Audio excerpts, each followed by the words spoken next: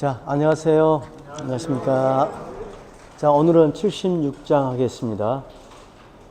삶과 죽음이 가장 큰 문제 아닌가요? 근데 이렇게 중요한 이야기를 하는데 오늘 또 사람이 많지 않네요. 다 생사를 다 극복하셨을까요? 자, 같이 한번 읽어볼게요. 생사지도, 인지생야 유약, 기사야 견강, 초목지생야 유취, 기사야 고고, 고 견강자 사지도, 유약자 생지도, 시이 병강즉 불승, 목강즉 절, 강대처하, 유약처상. 우리가 지금 노자를 읽으면서 노자가 자기 논리를 이렇게 전개하는데, 가령 이를테면 나는 뭐 신의 계시를 받았다든지 아니면 어떤 어려운 그 논변을 펼쳐가지고 내가 말한 말이 진리라든지 이런 식으로 이끌어가지 않아요.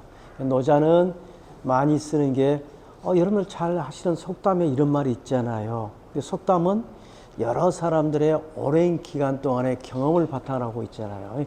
이제 그걸 끌어들여서 자기 이야기를 펼치기도 하고, 또 하나의 방법은 진짜 우리가 실생을 살면서 주위에서 몸으로 겪을 수 있는 누구나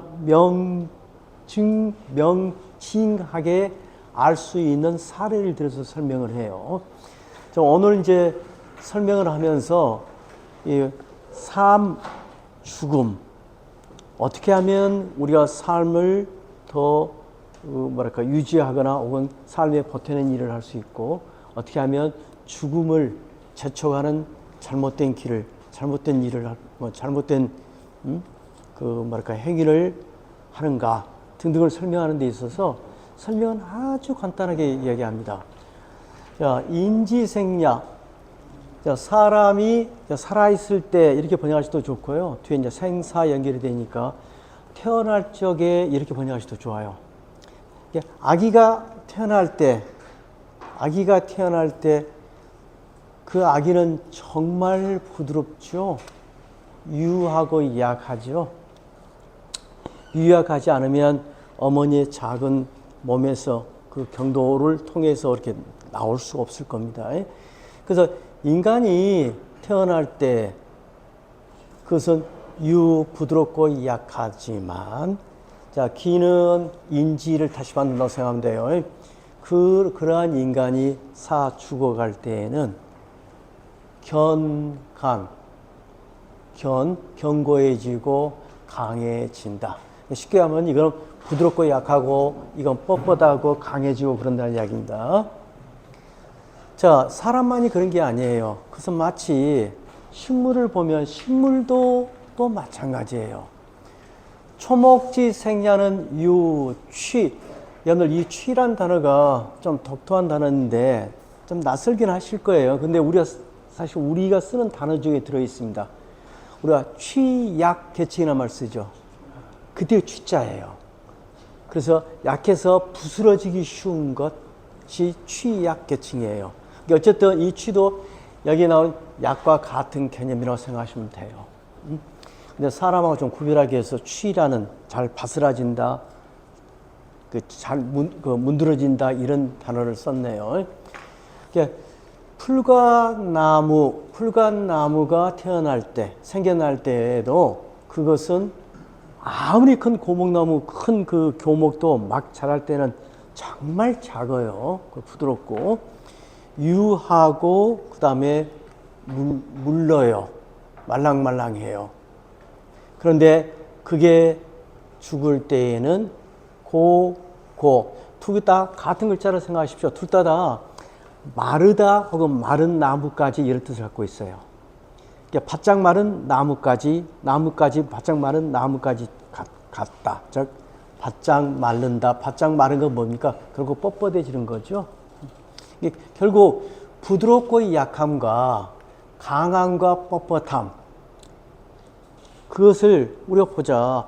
사람의 케이스로 보더라도 사람이 태어나고 살아있을 때는 부드럽지 않느냐. 죽으면 뻣뻣해지고 싸우고 경직이 와서요. 그건 사람이 그래. 근데 그것뿐만 아니라 우리하고 가장 밀접한 식물들을 봐도 식물도 마찬가지 아니에요. 그러면 이건 사람도 그렇고 식물도 그렇다면 이게 어쩌면 천도일 거예요. 사람이 규정한 원리가 아니라 이것은 사람이나 식물이나 모두에게 통용되는 것. 즉 삶은 부드럽고 약하고 죽음은 뻣뻣하고 강한 거예요. 그러므로 이런 논리를, 이것을 가지고서 유추해 보면 우리는 이런 결론을 내릴 수가 있어요. 그러므로 견강자, 이 견강을 가져왔죠. 이때 자는 사람으로 꼭 번역할 필요 없어요.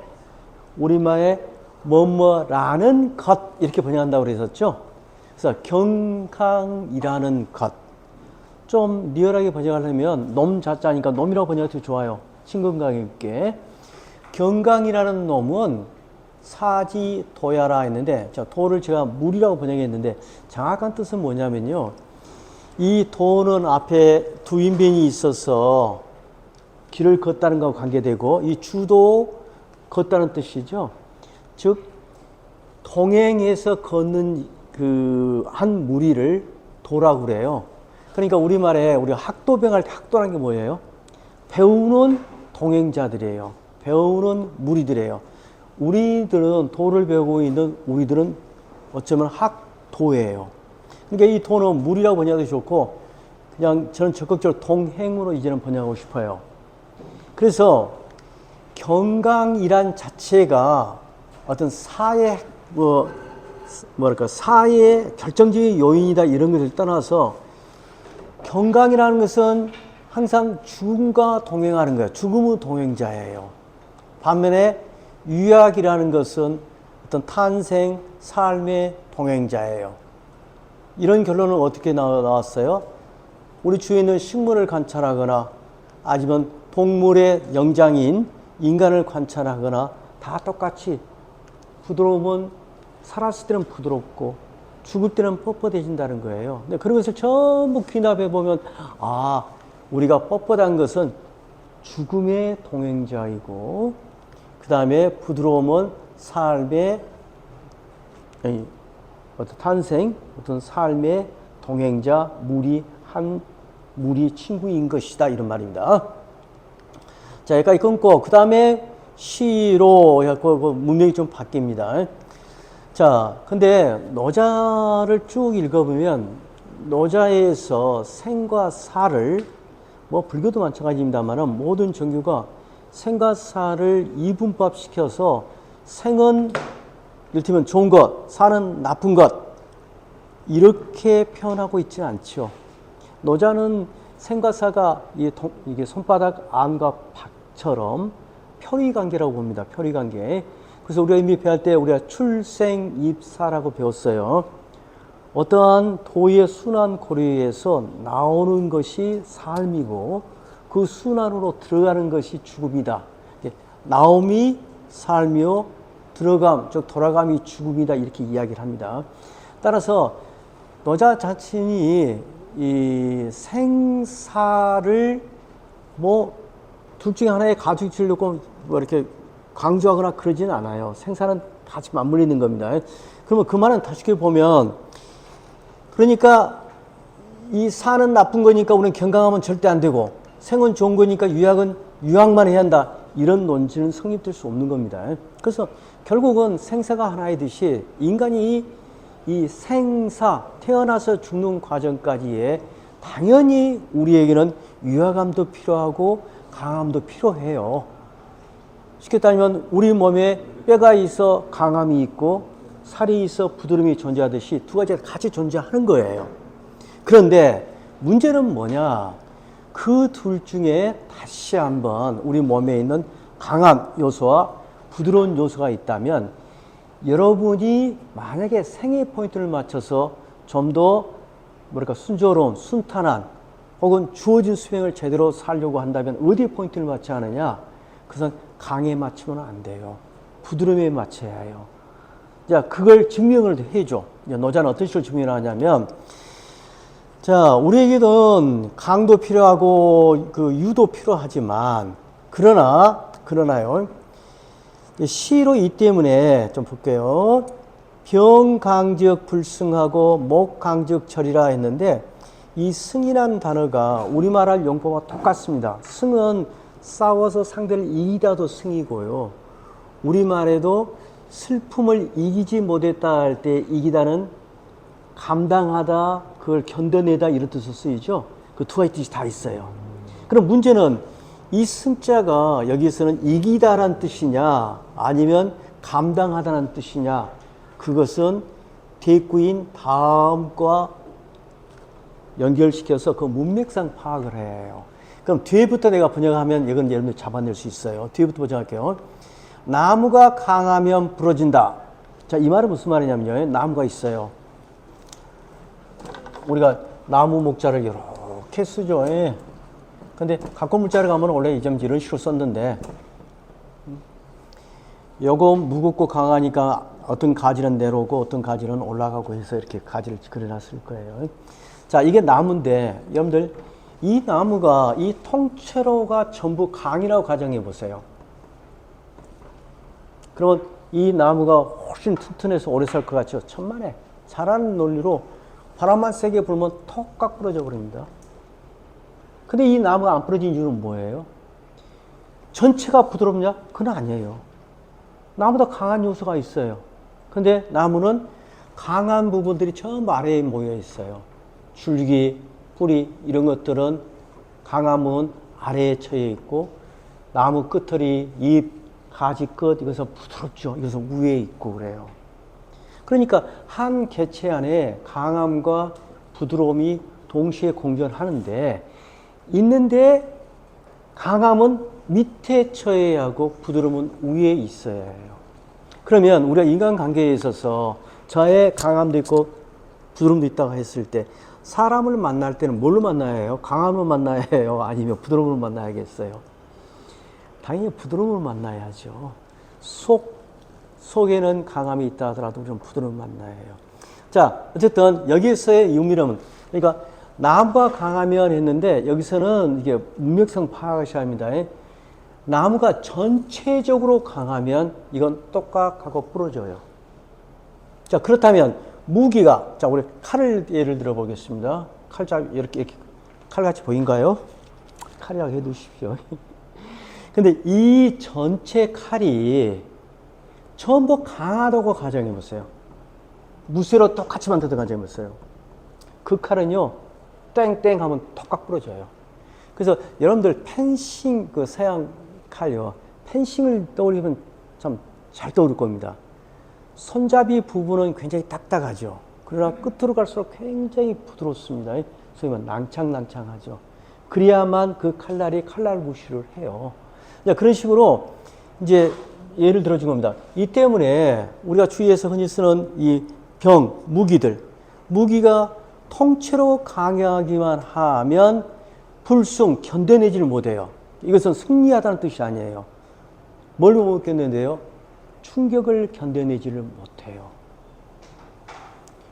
왜? 이건 즉 죽음의 요소, 중의 동반자이기 때문에 그래요. 그리고 똑같이 나무가 강하기만 하면 부러지고 말아요. 그래서 우리 인간은 이런 논리를 통해서 보면, 우리가 이 세상에 살아있는 이상, 이 삶에 좀 더 충실하려면 우리는 어떤 형식의 마음가짐을 가져야 하냐면, 강대한, 내 한 개인에 있는 강대함, 혹은 이 전체 집단 안에 어느 강대한 사람일수록 아래에 있어야 해요. 그리고 유약한 것은 위에 있어야 해요. 자, 그러니까 좀 개인으로 따지지 말고 사회로 보면요, 어떤 강대한 사람일수록, 강하고 큰 왕이든 지도자든 이런 사람일수록 아래에 처해야 나무가 부러지지 않듯이 그 사이가 지탱하는 겁니다. 이 칼이 아래는 튼튼하고 위에는 낭창당창해 이제 부러지지 않듯이 강대한 사람일수록 사이에 아래에 처해 주고 유약한 사람이 우에 처해 자리 잡아야 그 사회가 살아남고 그 개인도 살아남고 해요. 저는 이 규절을 젊었을 때는 별로 뭐 그런가 보다 하고 넘어갔는데 요즘 나이 먹으면서 저는 제 하루 생활을 정신적으로나 육체적으로나 이 유약에 맞춰보려고 노력을 합니다. 그래서 평생 알지도 못하는 요가를 TV 틀어놓고 따라서 해요. 저는 몸이 무지무지하게 뻣뻣하거든요. 허리도 잘 안 굽어져요. 근데 그걸 꾸준히 따라서 했더니요, 지금은 제법 구부러져요. 그래서 어쩌면 좀 더 살게 될지 어쩔지 모르겠습니다. 이제 우리가 크게 따지면요, 서양 스포츠는 견강 한쪽으로 몸을 단련합니다. 그런데 동양의 인도의 요가든 중국의 태극권이든 우리의 택견이든 태권도 말고요, 택견 있죠? 이런 것들은 전부 다 부드러움을 키우지 강함을 키우지 않아요. 근데 그런 논리가 뭐냐? 이 논리 때문에 그런 거예요. 죽자고 운동하는 게 아니지 않느냐. 우리 살자고 운동하는 거예요. 그래서 저는 그 상대를 이기려고 하는 경기, 딱딱한 경기를 그런 스포츠를 전부 끊었어요. 내가 좀 부드러져 보려고. 그리고 유일하게 하기에 요가와 수영만 하는데 제 이름이 잘못됐는가 돌이 들어가서 잘 안 되더라고요. 옥석 같아서. 자, 제가 이제 어젠가 뉴스를 보다가 여러분들 최근에 그 뉴스 봤어요? 그거 좀 틀어봐요. 아까 그거잖아요. 콜롬비아에서 경비행기 떨어졌는데 어린아이 살아나왔다는 이야기 들어보셨어요? 나는 그거 딱 보면서 이 뉴스를 그냥 딱 생각을 했거든요. 뒤에 그 다음 장. 또, 이런 식으로 비행기가 지금 추락을 했는가 봐요, 경비행기가. 근데 이 경비행기 안에는 어른 3명과 아이 4명이 타고 있었어요. 제가 왜 이 이야기를 하고 있는지 짐작이 되죠? 어른 3사람은 다 죽었어요. 애기 4사람 살았어요. 살았는데 그 얘기가 발견된 게 40일 뒤에요, 이 사고가 난 뒤. 근데 살아남았어요. 저는 그래서 이 기사를 쭉 보면서 그 방금 유약은 삶의 길이고, 어쨌든 어른들은 그 3명 다 현장에 죽어버린 거다.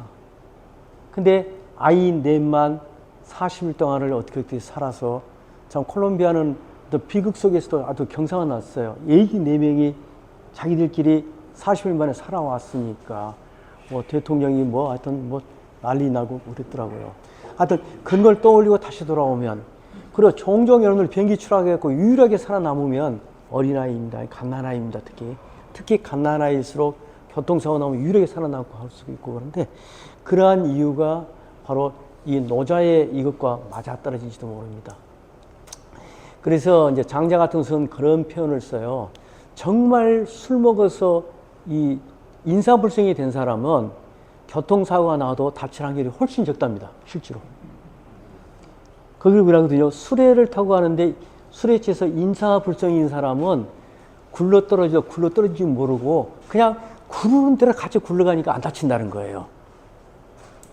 그런데 하물며 술에 취해서 몸을 부드럽게 만든 사람마저도 그렇게 생존 확률이 높은데, 도를 깨우치고 도의 길을 따라서 정신을 유연하게 만드는 사람, 그 사람은 죽음을 넘어선다 라고 장자는 이야기해요. 근데 이러한 이 사건, 이렇게 방금 콜롬비아의 비행기 추락 사건 이런 등등을 보면 전혀 근거 없는 이야기는 아닌가 싶다 그래요. 자, 여러분, 우리가 빨리 죽을 필요는 없어요. 그죠? 이왕이면 태어나셨으니까 좀 오래 사셔야 해요. 오래 사시려면 어째야 한다고요? 부드러우셔야 해요. 부드러우셔야 합니다. 자, 염두에 두고 다시 한번 번역해 볼게요. 사람이 태어났을 때는 부드럽고 약하지만 그가 죽을 때에는 견고하고 강해진다.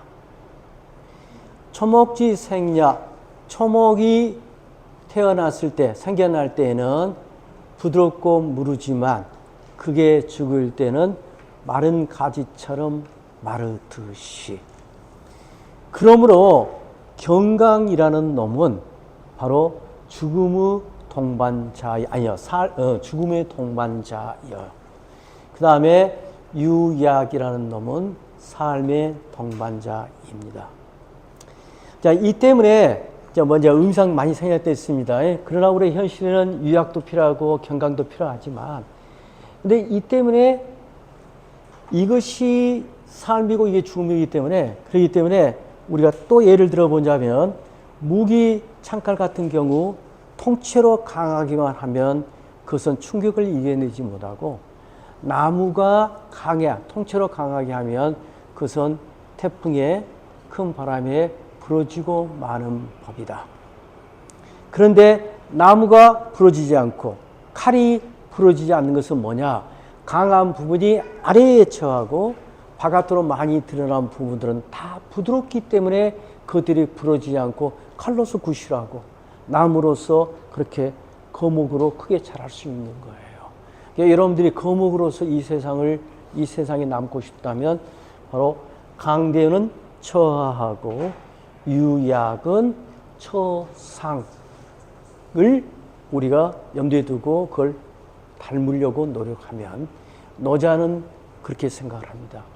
근데 그걸 이제 우리 온실 사회로 따지면 그러니까 유사성 논리라고 그래요. 그 프레이즈의 황금가지라는 책 보면 그런 이야기를 하는데, 그걸 마치 미신처럼 이야기하는데 저는 미신이라고 생각하지 않습니다. 사실 부드러움이 결국은 삶에 더 가깝다는 것은 우리가 삶에서 여러 가지로 느낄 수 있는 것 같아요. 좀 이따 다시 나오니까 또 그 부드러움에 대해서 또 한번 강조되니까 그때 한번 다시 한번 보기로 해요. 자, 뜻을 음미하면서 생각해 보십시다. 다시 한번 읽어볼게요. 인지생야유약, 기사야 견강, 초목지생야유취, 기사야 고고, 고 경강자 사지도, 유약자 생지도, 시의 병각즉 불승, 목강즉 절, 강대처하,